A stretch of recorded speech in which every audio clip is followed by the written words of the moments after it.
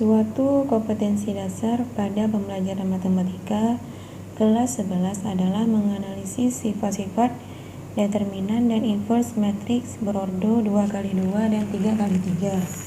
Rumusan indikator yang sesuai dengan kompetensi dasar tersebut kecuali A. Menentukan adjoint matriks berordo 3x3 itu sesuai indikator. B. Mengidentifikasi matriks singular. Matriks singular adalah matriks yang tidak memiliki determinan. Itu termasuk juga sesuai dengan rumusan indikator. Yang C. Menentukan kofaktor matriks berordo 2x2. Nah, kofaktor matriks berordo 2x2 itu tidak pernah dibahas. Yang pernah dibahas adalah kofaktor matriks berordo 3x3. Jadi yang tepat jawabannya yang tidak sesuai dengan indikator adalah yang C. Yang D. Menentukan minor matriks berordo 3x3 juga sesuai. Yang E. Memahami hubungan matriks identitas dengan inverse matriks. Ini juga diperlukan untuk menentukan inverse sebuah matriks. Juga kita harus dapat memahami hubungan matriks identitas. Jadi jawabannya adalah C. Nomor 2, suatu indikator dari suatu kompetensi dasar pada pembelajaran geometri adalah menjelaskan panjang sisi suatu segitiga berdasarkan kesebangunan dua segitiga. Materi yang paling sesuai untuk mencapai indikator tersebut adalah A. Syarat kesebangunan dua segitiga. B. Pengertian kesebangunan dua segitiga. C. Ciri-ciri kesebangunan dua segitiga.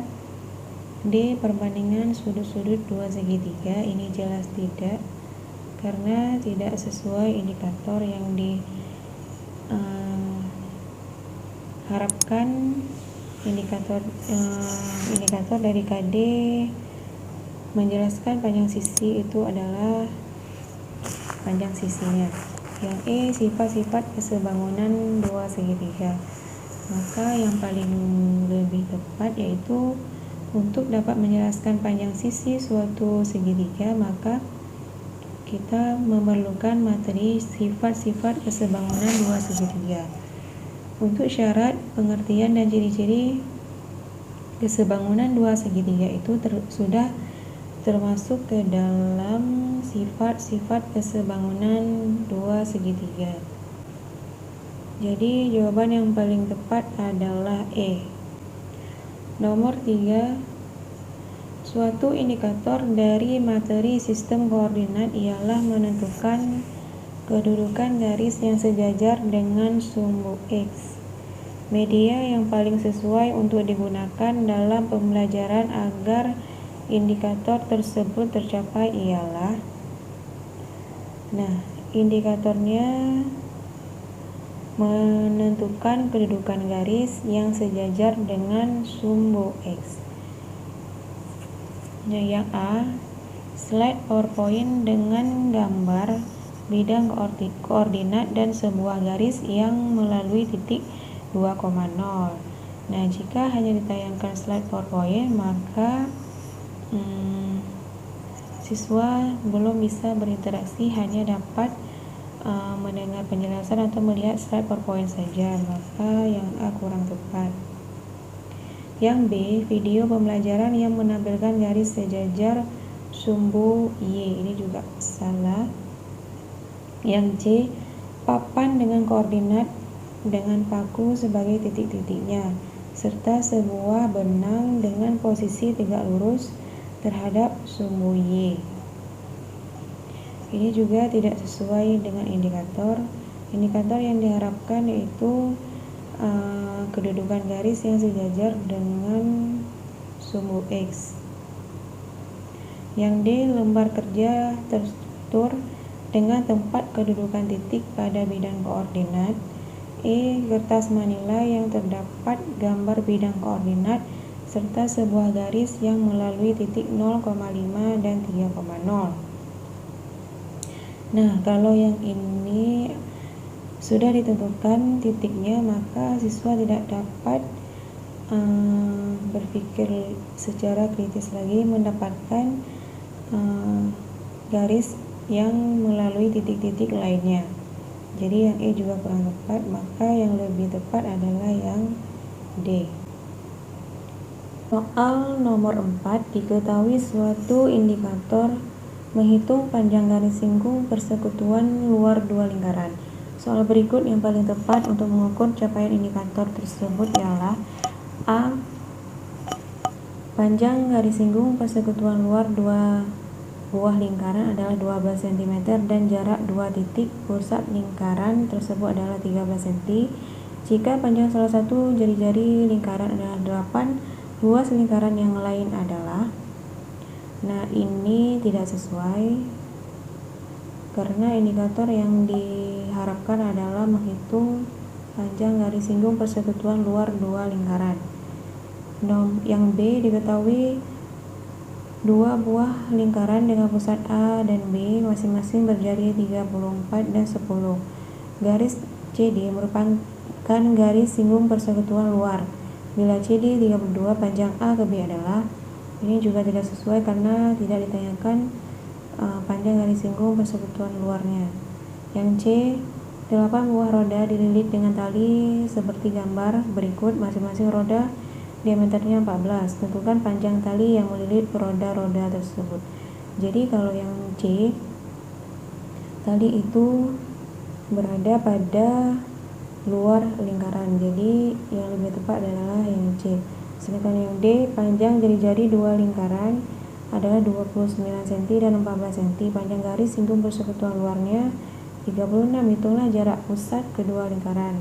Tidak ditanyakan garis singgung persekutuan luarnya. Yang E, apakah yang dimaksud dengan garis singgung lingkaran luar dua lingkaran? Ini juga tidak menanyakan atau mengukur panjang garis singgung persekutuan luar dua lingkaran. Jadi yang paling tepat adalah C. Salah satu kompetensi yang harus dicapai oleh siswa SMP adalah menjelaskan dan melakukan operasi hitung bilangan bulat dan pecahan dengan memanfaatkan berbagai sifat operasi. Tujuan yang paling tepat dirumuskan adalah, dalam merumuskan sebuah tujuan itu harus memuat A, B, C, D, audience, behavior, condition, dan degree. Tetapi tidak semua harus dimuat dalam tujuan pembelajaran dan juga tidak perlu berurut. Jadi kita lihat yang memuat antara A, B, C, dan D. Minimal harus memuat A dengan B. Nomor A, dengan cara diskusi siswa dapat menghitung hasil kali dua bilangan bulat menggunakan sifat pengurangan. Yang B, dengan menggunakan konsep pengurangan siswa dapat menghitung hasil bagi dua bilangan bulat. C, siswa dapat menggunakan sifat ketertutupan pengurangan bilangan bulat untuk menentukan hasil bagi dua bilangan bulat. D, siswa dapat menggunakan sifat asosiatif penjumlahan bilangan bulat dalam menyelesaikan suatu permasalahan. E, dengan cara diskusi siswa dapat menentukan hasil kali dua bilangan bulat menggunakan konsep penjumlahan bilangan. Jadi di antara A, B, C, D, E yang paling tepat adalah C. Siswa dapat menggunakan sifat ketertutupan pengurangan bilangan bulat untuk menentukan hasil bagi dua bilangan bulat. Sedangkan yang D itu tidak memuat sesuai dengan kompetensinya, yaitu menjelaskan dan melakukan operasi hitung bilangan bulat dan pecahan dengan memanfaatkan berbagai sifat operasi. Dan ini ada kata-kata permasalahan, jadi tidak sesuai. Jika A, B, dan E Yang A, siswa dapat menghitung hasil kali dua bilangan bulat menggunakan sifat pengurangan. Jelas tidak bisa kita menghitung hasil kali dengan menggunakan sifat pengurangan. Sedangkan B dengan E, siswa menggunakan konsep pengurangan untuk menghitung hasil bagi dua bilangan bulat. Nah, di sini tidak memuat sifat ketertutupan pengurangan. Tidak ada memuat sifat operasi bilangan bulat. Yang E juga tidak memuat sifat operasi bilangan bulat. Hanya siswa dapat menentukan hasil kali dua bilangan bulat menggunakan konsep penjumlahan bilangan. Jadi jawaban yang tepat adalah C. Nomor 6, pada materi bunga, pertumbuhan dan peluruhan terdapat urutan materi ialah X bunga tunggal, Y pertumbuhan, Z pengganti, X, Y, Z secara berturut-turut. Untuk melengkapi urutan materi tersebut adalah, nah, di antara A, B, C, D, dan E yang memungkinkan untuk diisi menjadi X itu adalah definisi bunga. Jadi yang memuat definisi itu hanya A dan B. Untuk C, D, dan E itu tidak memungkinkan. Jadi X itu bisa diisi dengan definisi bunga, lalu bunga tunggal. Setelah bunga tunggal pastinya bunga majemuk, dan setelah bunga majemuk pertumbuhan, setelah pertumbuhan pastinya peluruhan. Jadi yang tepat adalah A. Nomor 7, diketahui tujuan sebuah pembelajaran ialah melalui penugasan kelompok. Diharapkan siswa dapat menemukan volume kerucut. Media pembelajaran yang tepat untuk digunakan dalam pembelajaran tersebut ialah A. Kartu masalah yang berisi permasalahan yang berkaitan dengan volume kerucut. Di sini siswa menyelesaikan permasalahan volume kerucut, berarti sudah menemukan volume kerucut. Jadi bukan. Yang B, tayangan PowerPoint yang berisi rumus volume kerucut dan soal-soal. Nah, jika sudah diberikan soal-soal berarti siswa sudah menemukan volume kerucut, juga bukan. Yang C, alat peraga berbentuk kerucut bola dan pasir. Nah, untuk menemukan volume kerucut, maka kerucut dengan bola itu tidak ada kaitannya, jadi bukan. Yang D, alat peraga berbentuk kerucut, tabung, dan pasir. Nah, volume kerucut itu berasal dari volume tabung. Jadi yang D iya. Yang E, alat peraga yang berbentuk kerucut, balok, dan pasir. Kerucut dan balok juga tidak memiliki hubungan. Jadi jawaban tepat adalah D. Nomor 8, pada saat memberikan kesempatan pada siswa untuk menanggapi pendapat siswa lain, maka tindakan guru yang paling tepat adalah A. Memberikan siswa berpendapat sesuai keinginan. B. Meminta siswa lain untuk memperhatikan temannya yang berpendapat. C. Memperhatikan pendapat yang diungkapkan. D. Memberikan arahan jika pendapatnya kurang benar. E. Jawaban A, B, C, D benar. Nah, secara garis besar bisa kita lihat bahwa jawaban ini hampir benar, tetapi jawaban yang paling tepat itu adalah yang B, karena posisinya sekarang guru memberikan kesempatan untuk menanggapi pendapat siswa lain. Jadi sudah sepatutnya itu siswa lain untuk memperhatikan temannya yang berpendapat. Jika yang A, memberikan siswa berpendapat sesuai keinginan, itu lebih tepatnya bukan menanggapi pendapat siswa lain. C juga memperhatikan pendapat yang diungkapkan, dan yang D juga seperti itu. lebih tepatnya tidak menanggapi pendapat siswa yang lain. Jadi yang lebih tepat adalah yang B. Jadi jawabannya adalah B. Nomor 9, pada saat siswa berdiskusi tentang banyaknya rusuk pada kubus, kerucut, dan tabung, siswa banyak yang berbeda pendapat tentang banyaknya rusuk tabung dan kerucut. Setelah dianalisis, kesalahan mereka dikarenakan berbeda dalam memahami konsep rusuk pada bangun ruang tersebut.